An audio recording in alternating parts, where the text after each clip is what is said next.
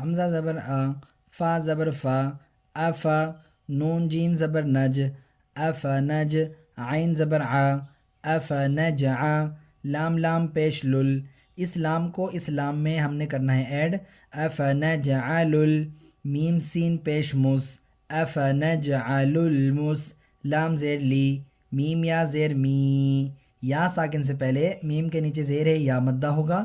آیت پڑھ کے جب یہاں آئیں گے ایک الف کے برابر کھینچ کے پڑھیں گے، اس کو یا مدہ کہتے ہیں۔